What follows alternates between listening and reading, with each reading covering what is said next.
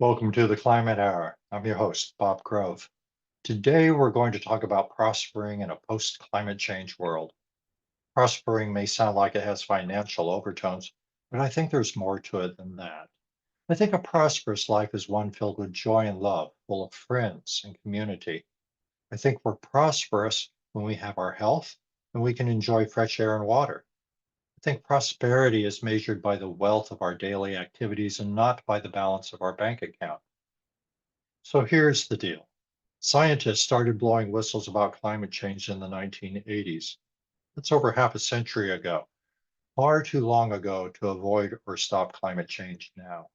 The climate has already changed and it's going to continue to change. The question for us is, can we be prosperous in this post climate change world? I would usually say that we can still prevent the worst climate change problems through joint international action. But really, have you been watching the news lately?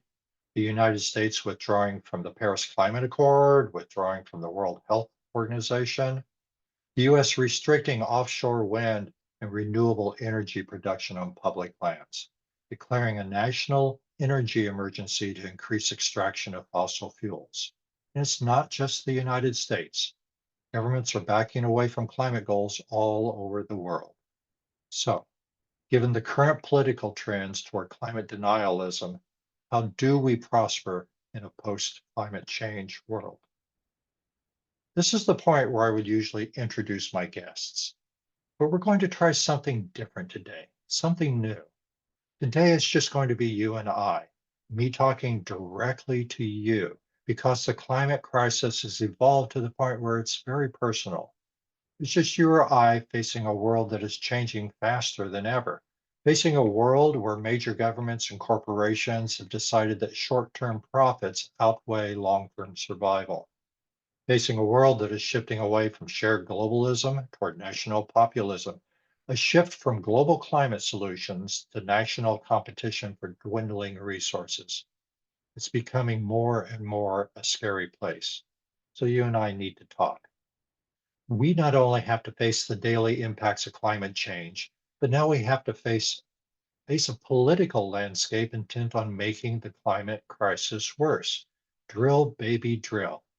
More fossil fuels and more petroleum-based plastics to undermine our health, undermine the environment, and undermine our food systems. At this point, the political pendulum has swung so firmly to the side of climate denialism that we have little hope for government solutions. You and I don't get to sit back anymore and wait for an agency or NGO to solve this problem for us. It's firmly ours to deal with, you and I. And how we choose to respond to this problem in the next few years is going to determine the remainder of our lives. Pretty bleak, huh? Your climate anxiety must be going through the roof. I know mine is. But here's the thing. There are simple solutions to climate issues. We don't need new answers. We don't need new technology. We already have everything it takes to fix the problem right here and right now. And it starts with you and I. It starts with the small stuff. You and I can wallow in climate anxiety, or we can quit worrying about what everyone else needs to do and start doing what we need to do, what I need to do, what you need to do. You and I can start living sustainable lives and by example, help others make the same choice. You know, most of the guests I have on this show are already living some form of climate solution. But are you? Am I? Am I living sustainably? Or am I so intent on getting the rest of the world to change that I'm not changing myself? I've been asking myself that question. Can you ask yourself that question? Are you waiting for the rest of the world to change before you do? Let's be honest. After the last election cycle, I felt pretty hopeless.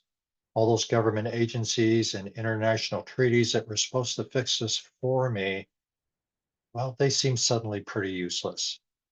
Over the next few months, I spent a lot of time sharing my grief with other people. But then I heard something. Someone said, we just need to shine brighter. I'm not sure what they meant, but what I heard was that I need become the solution I'm seeking, not somebody else, me. I need to become the answer. I need to shine. Our topic today is prospering in a post climate change world. That's actually the subtitle of the book that summarizes all the small things you and I can do to live sustainably. And that's what I want to talk to you about.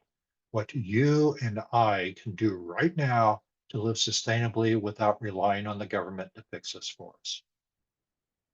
The book is Grove's Field Guide to Climate Change. And yeah, I'm that Grove, but ignore that. The book isn't about me.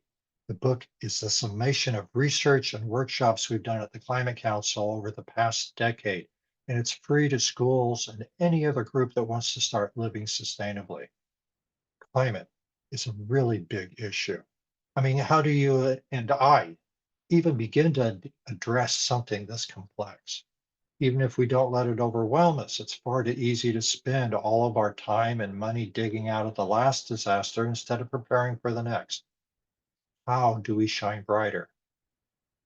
The book provides clear, easy steps you and I can take to prepare for climate change, both the climate change already at our door and the climate changes coming down the road. The book breaks this big, complex problem down into manageable sections, each with a group of small, clear actions that are easy to take and together help us secure our health and safety, save us money, and position us for a safe and prosperous future. So what do we need to prosper? I think we need our health. And for good health, we need adequate shelter and nourishing food. We also want mobility to safely be able to get from one place to another, whether that's across town for work or just up the street for groceries. So, for this conversation, let's break sustainability down into shelter, food, mobility, and consumption. Let's start with sustainable shelter, our homes. What can you and I do to make our homes more sustainable? And let's start with something that's just super simple. Have you changed everything in your house or apartment to LED light bulbs? That's about as simple as it gets. I know you've probably heard this before, but a 7-watt LED bulb puts out the same light as a 60-watt incandescent bulb. Why are we still paying 60 watts of electricity when we can pay for just 7? There was a study in the United Kingdom a couple of years ago that found an average home saved enough electricity in just 3 months to pay for all new LED bulbs. And a good LED bulb lasts what, 20, 30,000 hours? Compare that to the 1,200-hour lifespan of an incandescent bulb. Do you rent? I do. Any reason we can't swap out the landlord's light bulbs for LEDs? It'll save us a lot of money on electricity. And when we move, we can take out the LEDs and put the landlord's bulbs back in. So you and I can have sustainable lighting right now. Doesn't matter if we own or rent. We don't need the government to mandate LEDs. We can mandate it for ourselves for purely economic reasons and have a healthier, cooler home environment that also helps solve climate change. You and I can be the solution. We quit burning gas and kerosene lamps in our homes, what, a century ago? And that wasn't because of climate change. That was just for better lighting and more breathable air. Nobody thought that was a bad idea. So why are we still burning gas to heat our home and cook our food? Isn't that the same thing as kerosene lamps? Isn't there newer, cleaner technology that costs less and eliminates the toxic gases from our air? Consider the gas stove. 60% of the heat generated by the gas burner goes into the air, not our food. We're paying to heat the kitchen. And burning natural gas in your kitchen releases all kinds of toxic gases. A study published in Environmental Science and Technology reported that 95% of samples taken near gas stoves contained at least 21 different hazardous air pollutants. Things like methane, benzene, xylene, hexane. Benzene in particular bothered me because it's known to cause anemia leading to leukemia and lymphoma cancer. And the Stanford study found that methane leaking from stoves inside US homes has the same climate impact as 500,000 gas powered cars. and that's just in America. An electric range eliminates the toxic gases from our air, which is good, but they still heat the room more than they do the food. Compare that to a modern induction cooktop that uses a magnetic field to just heat the pan. All of the energy is going into the food instead of the air, so the induction cooktop uses a fraction of the electricity used by an old-fashioned electric stove.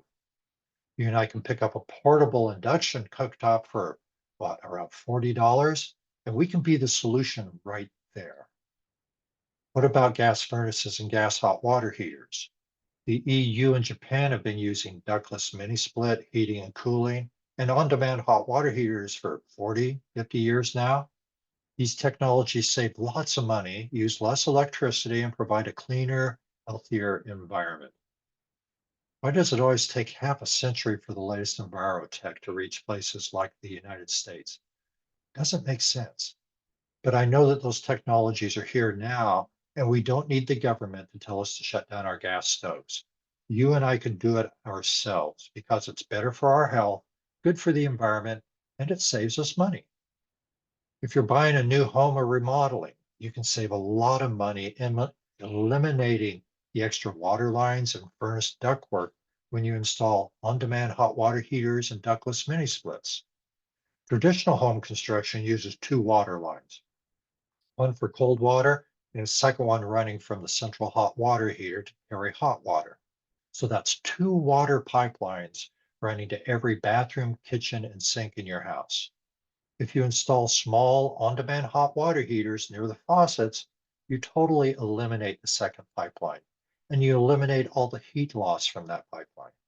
This saves on construction expenses and it lowers your water heating bills. The same thing applies to heating and cooling.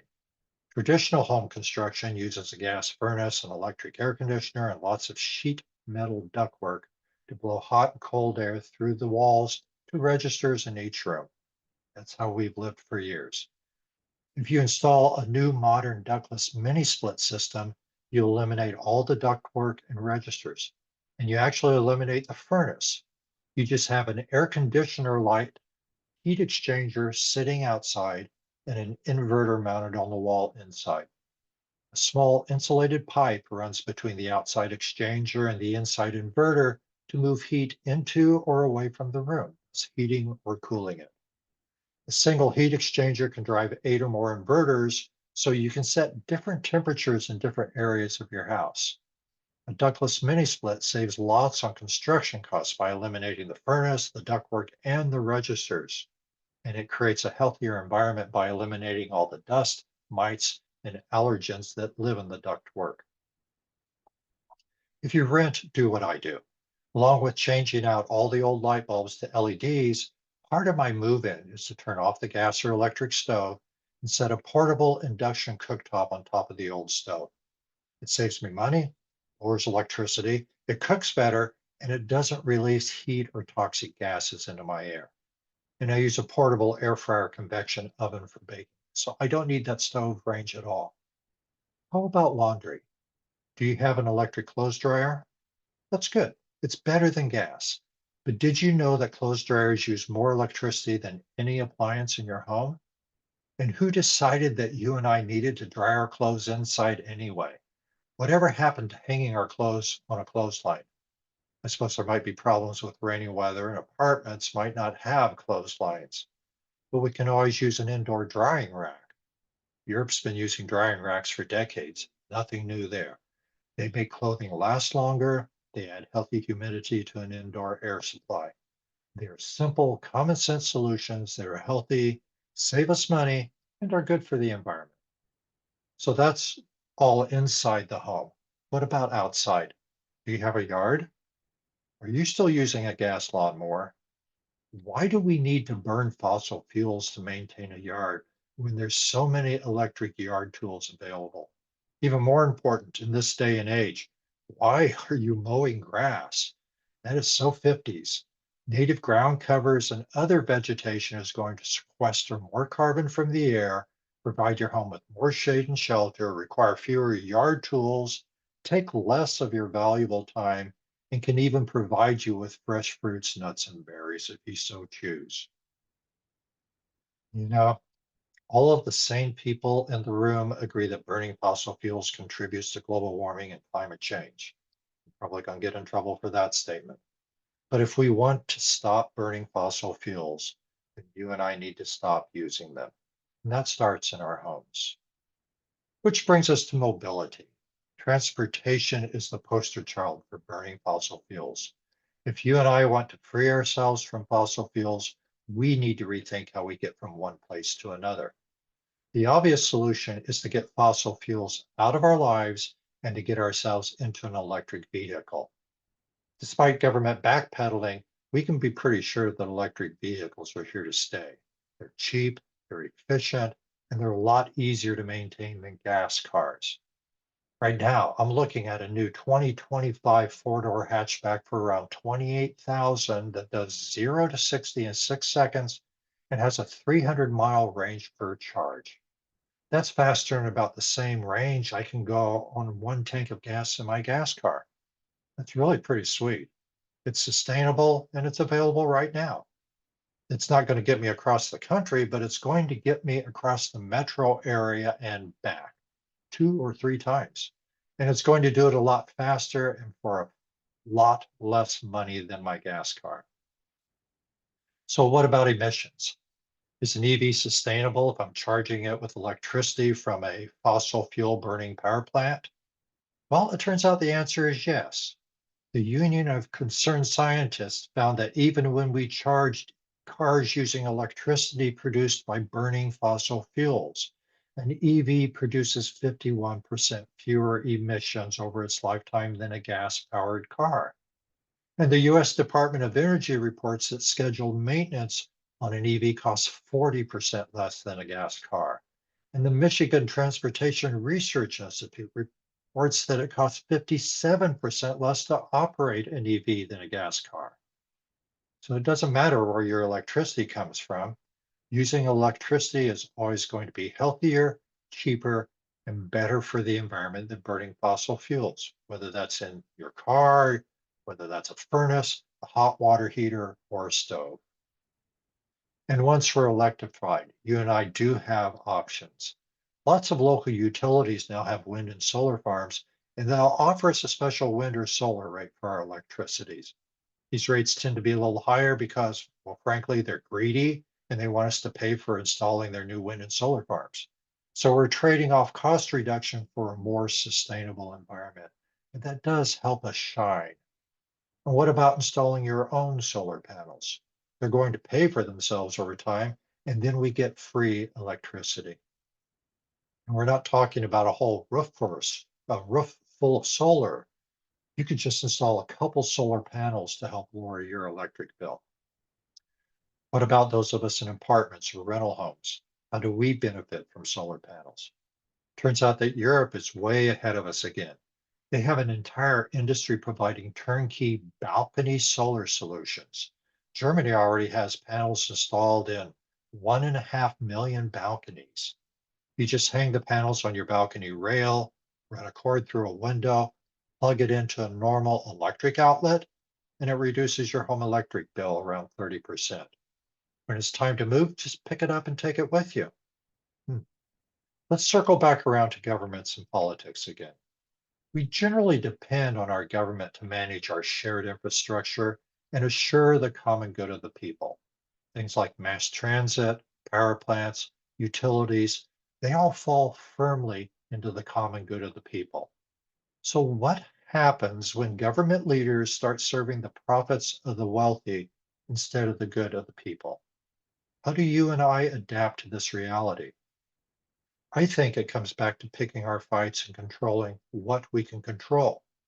We may not be able to control energy production, but you and I get to choose what type of energy we use and how much we consume. We may not be able to control industrial pollution, but you and I can control the quality of the air and water in our homes.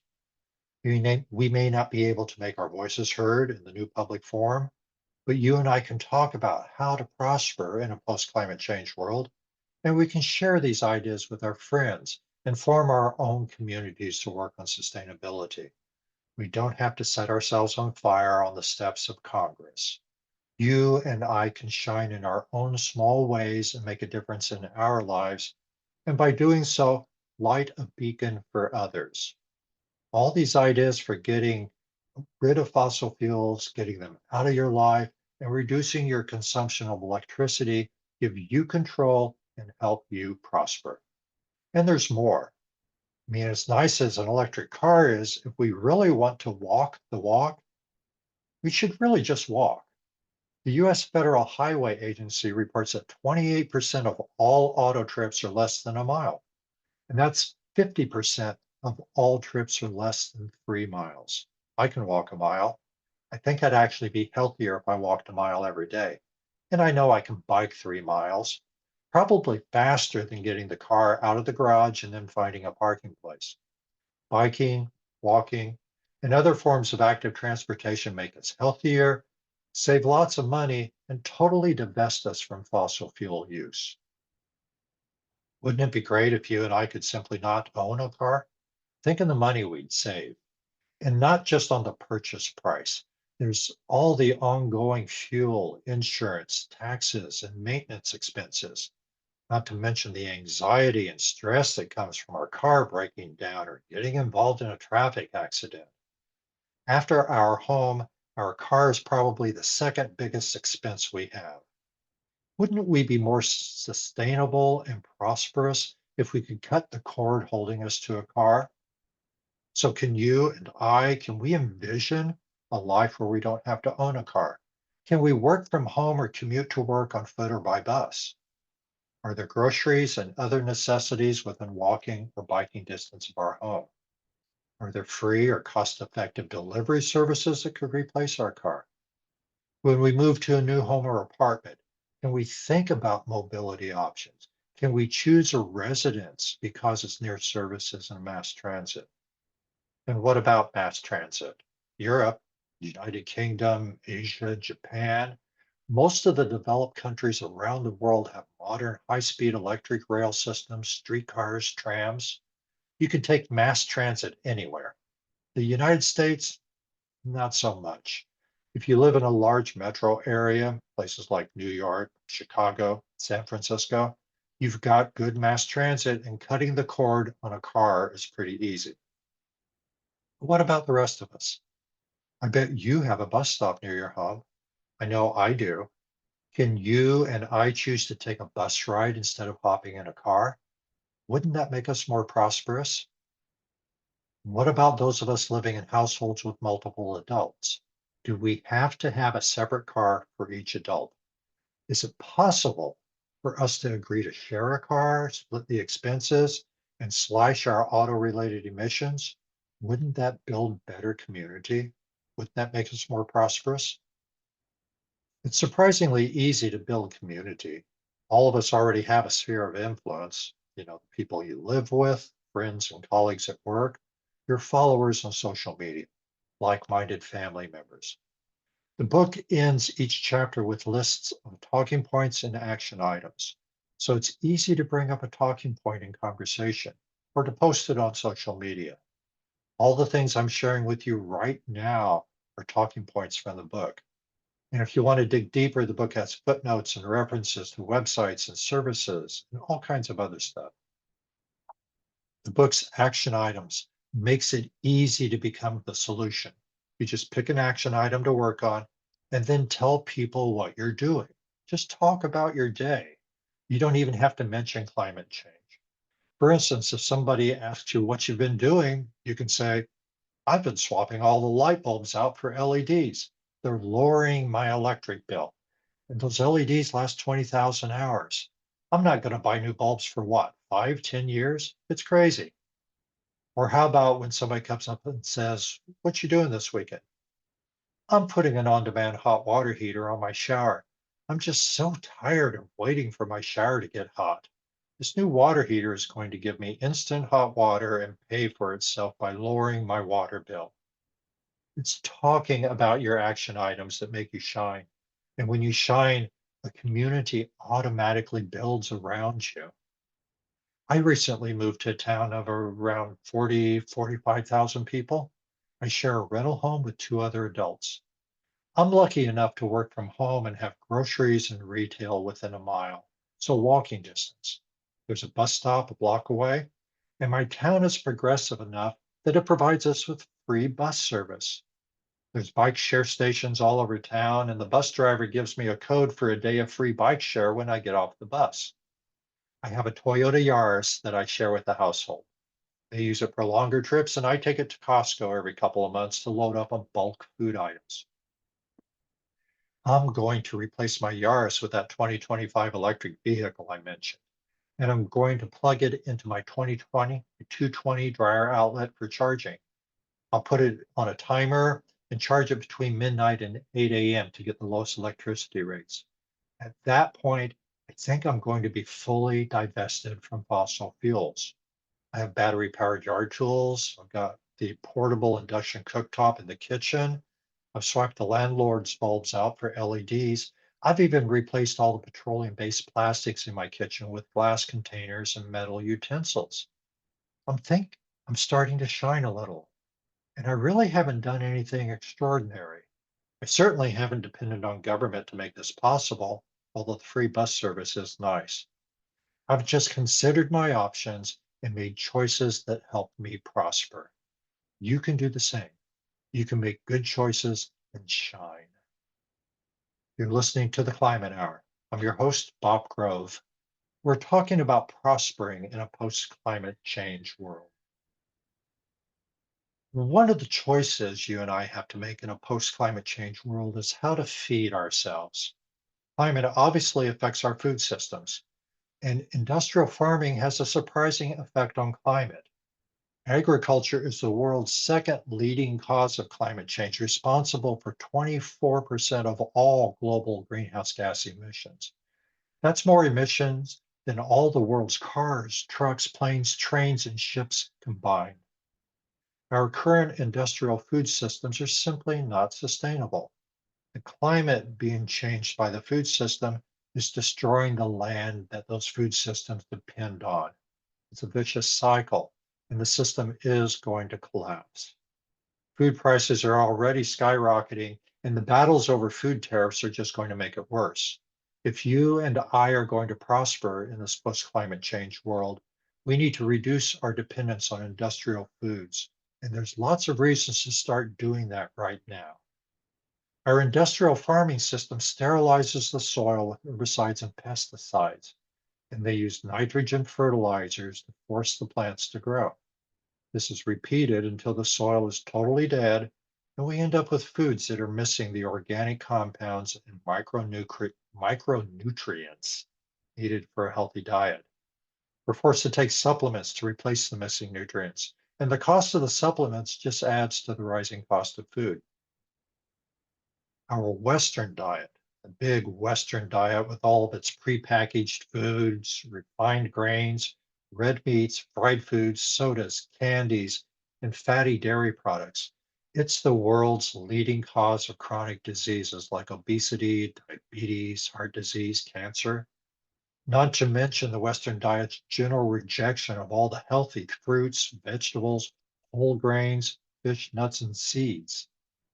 Most doctors recommend a healthy diet that includes 4 to 6 servings of fruit and vegetables daily and cuts your 6-ounce serving of meat down to 4, which, by the way, cuts your food related greenhouse gas emissions by 50%. There's lots of studies in the book connecting chronic disease to Western diet.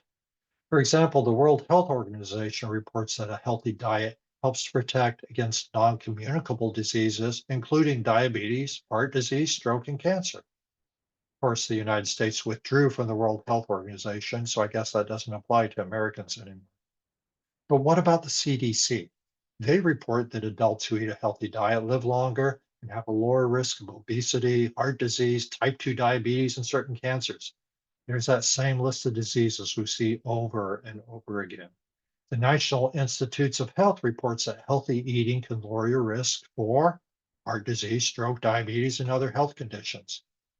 Cornell, Oxford, and a lot of other universities have reported that countries with higher consumption of animal-based foods have higher death rates, and that people who eat a predominantly whole food plant-based diet will escape, reduce, or reverse the development of chronic diseases. That's what we want. A study at the Cleveland Clinic used a plant based diet to treat patients with advanced heart disease and found that after 5 years, the heart disease was halted in all participants and actually reversed in 44% of the patients. It's pretty obvious that eating less meat is healthy. Eating less meat is certainly cheaper, and it turns out that eating less meat is good for the environment. Let's look at red meat. Specifically, let's look at the 1,400-pound cow in the room.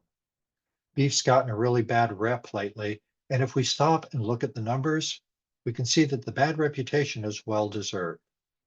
A study from the Institute of the Environment at UC Davis found that a typical serving of beef produces 330 grams of greenhouse gases compared to just 14 grams for vegetables. That's 25 times more emissions for the beef than the vegetables.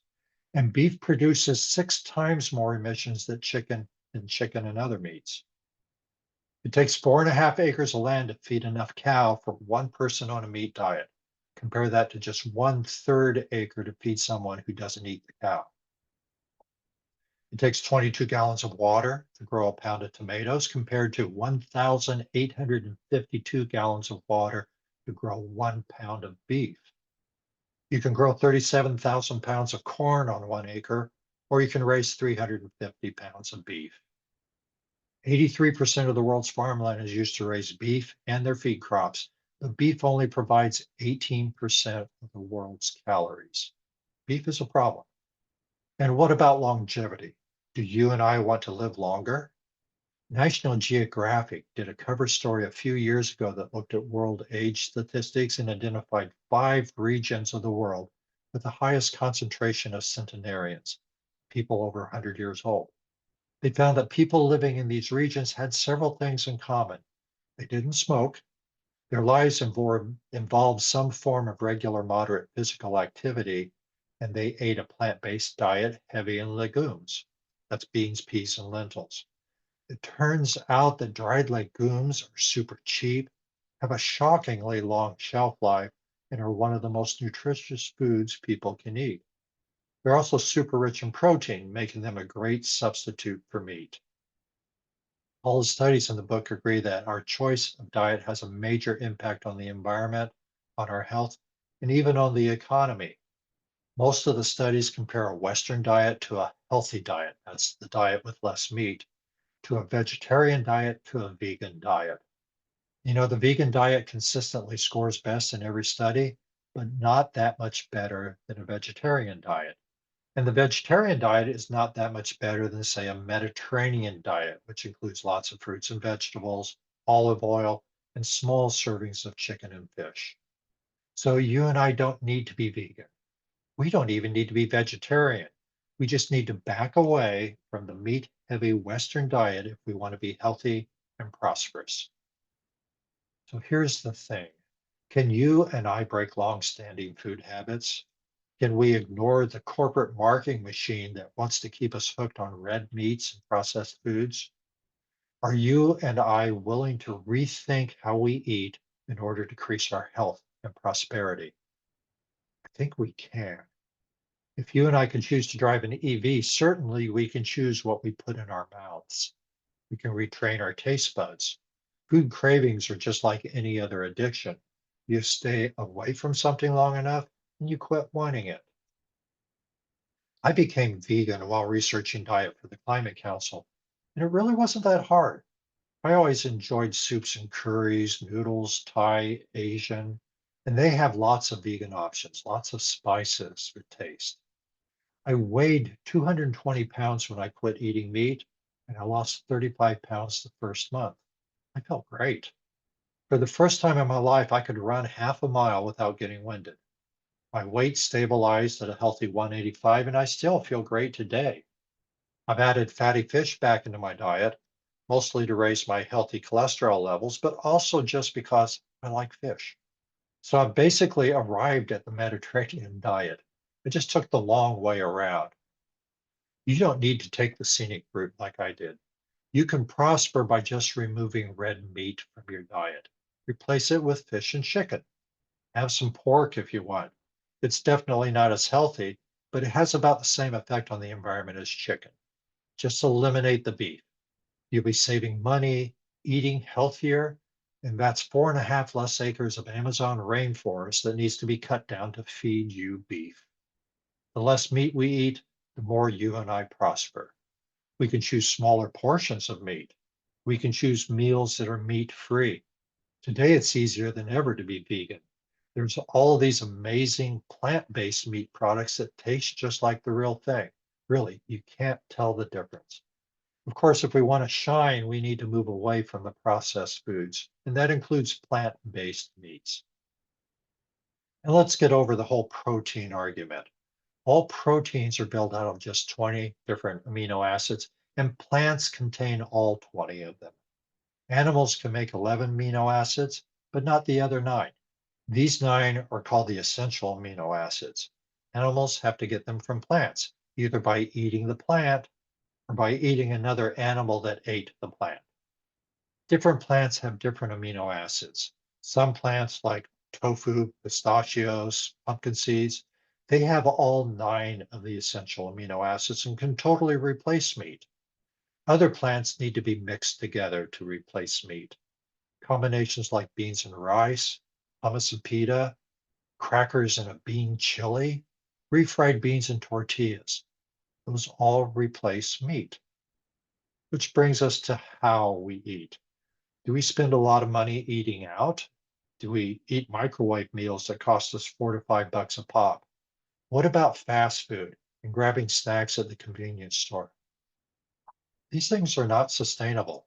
They're expensive, they're unhealthy, and they're bad for the environment.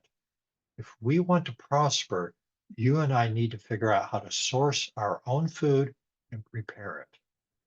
Is there a farmer's market near you? How about a community garden or a community orchard? Urban farming is a growing movement. People raising crops on vacant lots and selling or sharing with neighbors. Is someone in your neighborhood growing food? An urban farm, or even just a garden in the backyard, or a container garden on a balcony. Either way, they're shining. And I bet that if you offered to help garden, they'd share the food. What about your yard or balcony? Instead of planting flowers, why not plant some vegetables? Instead of growing shade trees, why not grow fruit trees? Making simple choices in your yard can put valuable food on your table. If you and I can source our produce locally from private gardens and local urban farmers, we're helping them shine and we're shining ourselves. So, what about preparing the food? Bulk markets are a great place to pick up beans, rice, nuts, and pastas. Fish and chicken can be fresh, frozen, or canned. Do we even have time to cook? Do you and I know how to cook? I'm not talking about master chef stuff. I'm just talking about sitting down to a nutritious meal that doesn't cost a lot. Maybe having some friends over and bouncing around some talking points. Really, how hard can it be? Throw a pot of water on your induction burner and bring it to a boil. It takes about 3 minutes. Dump in a box of elbow pasta. That should be done in about 10 minutes. Drain the pasta, add a can of salmon, pour on some olive oil, toss and serve. I'm pretty sure you and I can do that. While the pasta's cooking, we could toss a salad or microwave a can of corn or green beans, and we've got a full meal for 4 people. We could even serve the pasta on top of a lettuce leaf with some fresh cracked pepper and a few capers on top, and have a gourmet meal that would cost us $20 each at a restaurant. We're definitely starting to shine a little bit here. A meal like this takes what?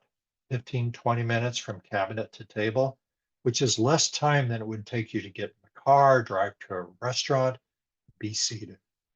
And we're looking at feeding four for $5 to $10 worth of ingredients instead of an $80 plus tax and tip restaurant tab. Which brings us to consumption.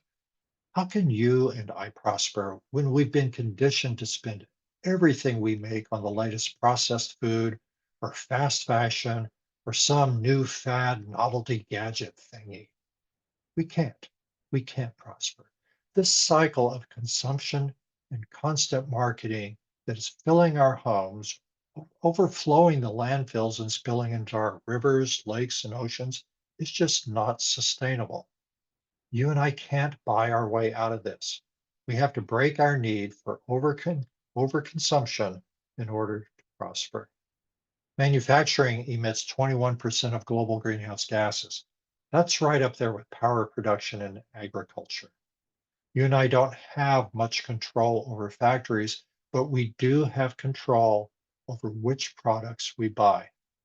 You may not think that your purchases make a difference, but they really do. There are 74 recognized industries in the manufacturing system, and just one of them is responsible for 48% of all industrial greenhouse gas emissions. That's more than the total greenhouse gas emissions of the international airline and shipping industries combined. Just one industry that emits more than the total greenhouse gas emissions of the entire country of Russia. I'm talking about the clothing on your back, the fashion industry. The fashion industry produces 10% of all global greenhouse gas emissions. And much of that is due simply to the type of textile used in our clothing. Natural textiles, linen, hemp, cotton, they're made from plants. Man-made textiles are made from fossil fuels. The same crude oil used to make gasoline, diesel, and kerosene is refined into plastic that is extruded into filaments and woven into petroleum-based fabrics, petrotextiles. We're talking about polyester, acrylic, nylon, rayon, micro spandex. The list just keeps growing. And the same greenhouse gas emissions you expect from all the drilling, refining, and burning of fossil fuels, they apply to our clothing.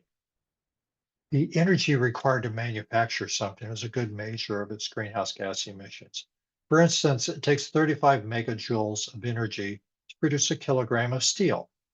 In comparison, it takes just 10 megajoules to make a kilogram of linen textile and 13 megajoules to make a kilogram of hemp textile. But look at the petrotextiles.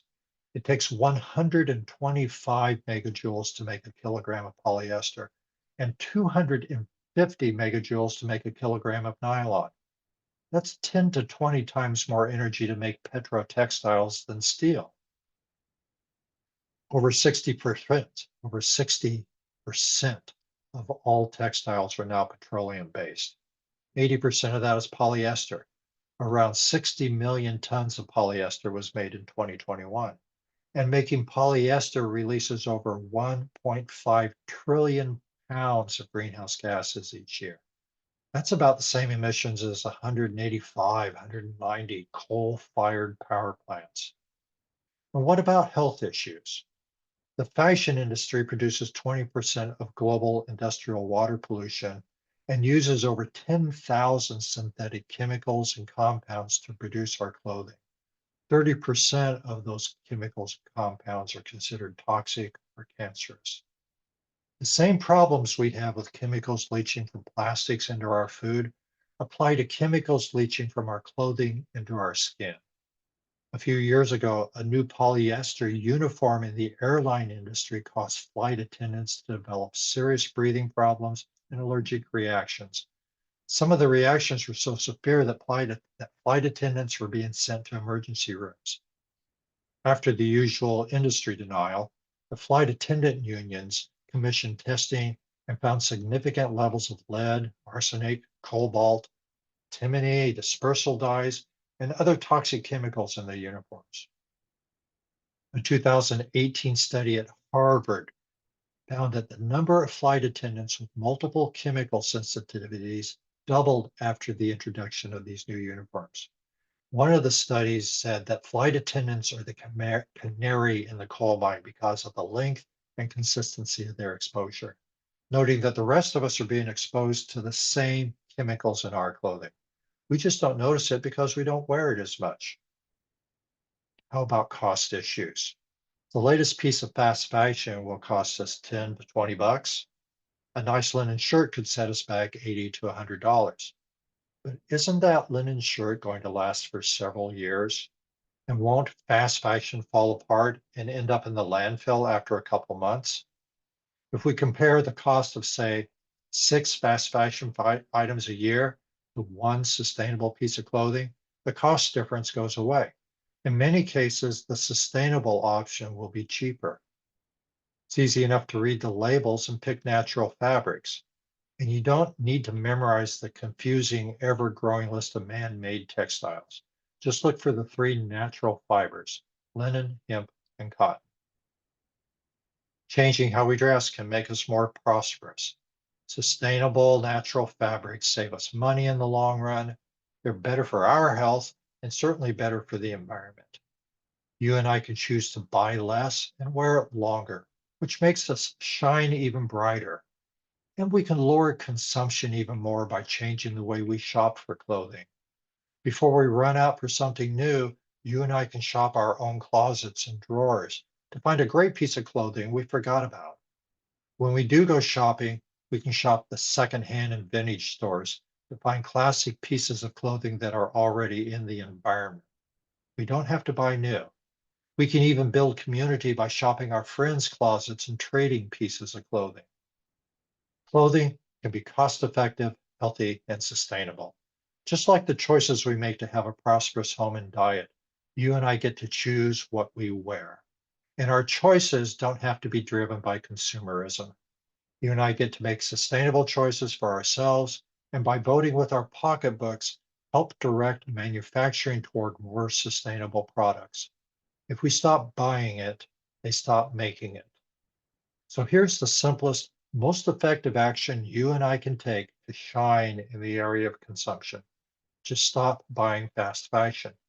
Remove the fossil fuels from our closets. Read the labels and buy natural fibers: linen, hemp, and cotton. And how about buying local? Just as urban farmers are changing the food landscape, there's a growing number of fashion designers that are pulling sustainable textiles from the recycle bins and creating unique, one of a kind pieces of clothing. Why not add some of those to your wardrobe? When you walk into a room, that's a real talking point. That's very shiny. And while we're on the subject of consumerism, how do you and I stop buying so many plastics? That's a really tough one. Plastic is everywhere. Renewable energy and electric vehicles are going to eventually replace fossil fuels in the energy and transportation sectors. Renewables are just more efficient. Corporations can make more money selling us free renewable energy than they can selling fossil fuels. But all the fossil fuels that would have previously been used by power plants and transportation are just being redirected to new plastic factories. The fossil fuels aren't going away. They're just being turned into plastic. They're even liquefying coal now to turn it into plastic. Our overconsumption is literally burying us in forever chemicals and single-use plastics. This topic needs a whole climate hour by itself. Let me just refer you to the Field Guide to Plastics for more on all the toxicity and environmental issues and how to fix them. What I do want to say here is that there are alternatives to plastic. You and I get to choose. I mentioned earlier that I removed all the plastic utensils and containers from my kitchen. I've chosen to use glass, metal, and wood. And there are ways to decrease the amounts of plastics we buy. The Field Guide to Plastics actually gamifies the reduction of plastic packaging at the grocery store. And it gamifies the identification of which plastics are most toxic, so we can at least minimize our health risks. So you and I can lead prosperous lives, even with climate change here upon us. All the ideas we've talked about today save us money. They make us healthier. They make life more sustainable. You and I get to choose which actions we take, what talking points we share. I've been doing this a long time, and I realize that I can still shine brighter. Even in this apocalyptic, climate denialist world, I can still make a difference. You can shine. You can be a beacon that communities build around. I'm going to be honest with you. I no longer have a lot of hope for climate solutions at the government level. Obviously, we need to keep up the pressure and support those coalitions that continue to fight for government solutions. But I really think it's down to you and I. If you and I can't walk that walk, if we can't choose to live sustainably, we can't expect anyone else to do it. And let's face it, our vote doesn't mean what it used to. Oligarchs, dictators have taken over governments all over the world. If we want a future, you and I have no choice but to start voting with our pocketbook. We have to stop buying fossil fuels. We have to give up the easy and start consuming sustainably. We have to personally divest ourselves from fossil fuels. And there's lots of ways to do that, but it means changing our habits. You and I need to be willing to give up the fast food. We need to skip the next plastic convenience fad. We need to walk down the block instead of hopping in the car.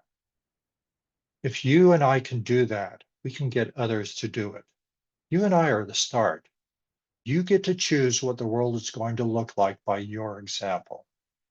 It's no longer a top-down solution. If you and I are going to save the world, we're going to save it from the ground up, one person at a time. And I'm hoping that you'll stand up with me and start being the change we want to see. I'm hoping that you will shine.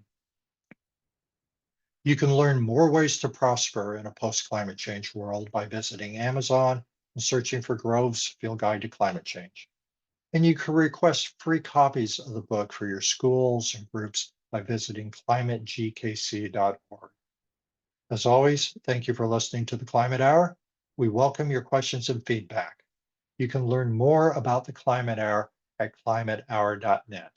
That's climatehour.net. This is the Climate Hour. I'm your host, Bob Grove.